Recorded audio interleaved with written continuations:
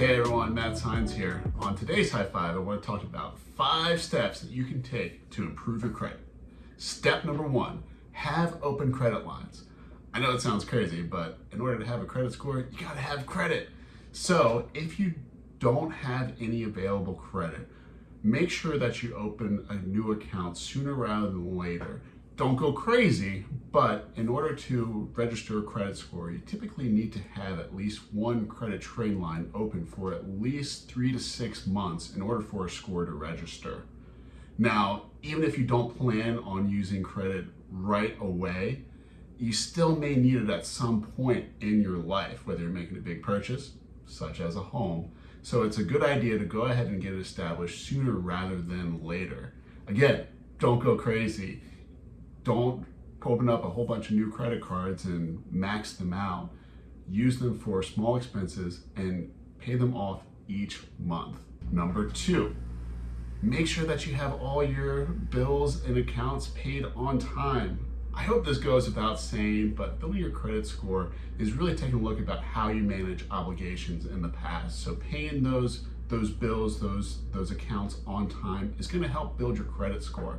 Now, I want to make sure that there's a distinction though between bills and credit accounts. Credit accounts are going to be things like car loans, credit cards, student loans, but this also includes things like utility bills and cell phone bills, cable, internet, all those aspects as well, because even if they don't report on your credit report, if you are late, they could potentially go into collection and therefore impact your credit report. So it is super important that you keep up with every single bill, monthly obligation to help protect your credit. Number 3, keep your credit accounts below 30% utilization. This means that if you have a credit card for $10,000 with a $10,000 limit, keep the balance below $3,000. Utilization of credit accounts, credit cards, is one of the main factors when it comes to credit scoring. So keeping those balances low will have a positive impact on your credit card. Now, what you can also do, which I don't necessarily recommend, is you can also increase your credit limit, but that could create a slippery slope where your balance keeps on increasing. So the preferred is just to keep those balances low. Hey, maybe even pay them off each month. Number 4, limit opening any new credit accounts. Part of your credit score calculation is going to be your average age of accounts and any new accounts that come on your credit report. Now, again, go into the first topic, you want to make sure that you do have credit.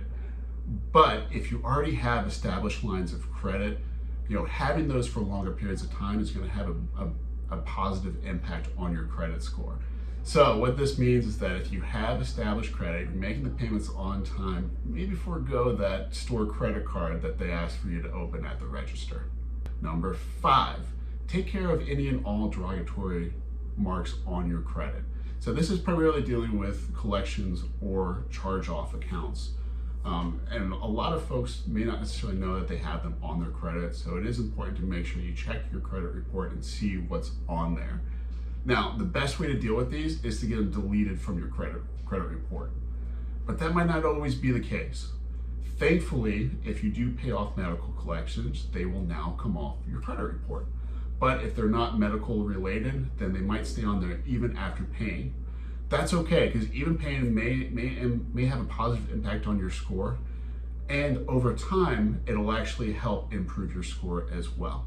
The downside is that even a paid collection will stay on your report for at least 7 years. I hope this information is helpful. Remember, everyone's situation and journey is going to be different. For more information about this subject and how it pertains to your particular situation, don't hesitate to reach out.